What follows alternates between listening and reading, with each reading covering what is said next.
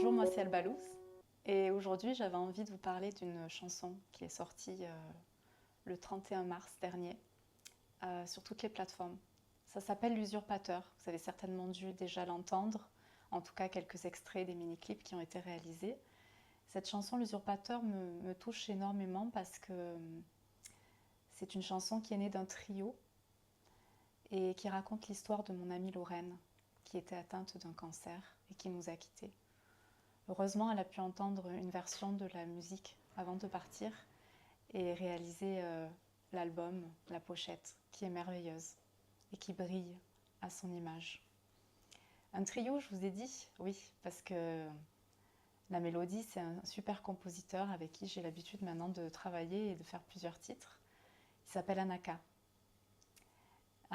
Et j'étais incapable, quand j'ai reçu sa mélodie, elle m'a transportée.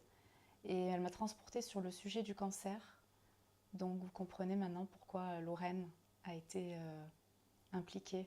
Parce que je lui ai demandé si on pouvait lui emprunter son histoire, qui n'est pas seulement la sienne d'ailleurs, qui est celle de pas mal et de millions de personnes aujourd'hui. Alors ce message à travers cette chanson, c'est un souffle d'espoir. Et je n'ai pas pu écrire les paroles. J'ai demandé à Tom Tom, mon ami poète, de me prêter sa plume.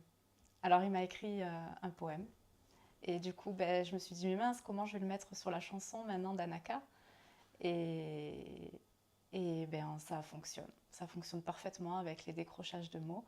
Et aujourd'hui je suis très heureuse parce que la chanson est superbe, il y a beaucoup de personnes à qui ça parle et surtout parce que Anaka est là avec nous pour nous raconter un petit peu aussi son expérience à travers cette collaboration. Merci d'être là. Merci.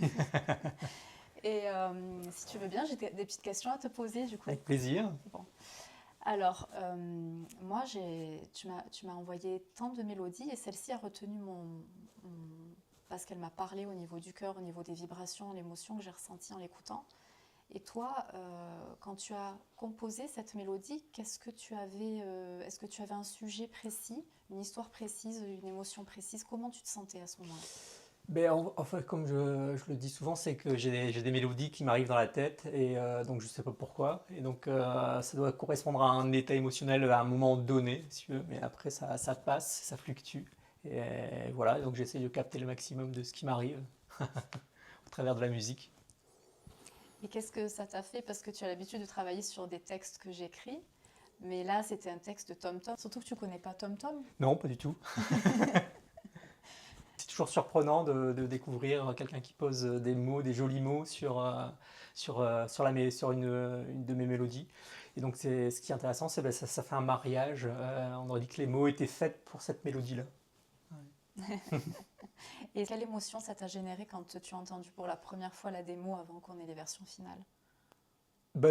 Comme si c'était une évidence, en fait, une évidence artistique et une thématique aussi qui parle à tous, voilà, qui est le cancer et qui touche plein de monde autour de nous, avec mais qui peut parler justement sur le côté de la vie, de profiter de la vie, de le temps qui passe et qui se raccourcit très vite. C'est un sujet qui touche, ouais, effectivement, parce qu'on a plein de personnes qui ont des cancers et qui sont touchés et qui se dépêchent de vivre avant qu'il soit trop tard. Et c'est un message aussi qu'on peut donner à tout le monde, hein, en fait, hein, sauf que tout le monde n'a pas le timing serré.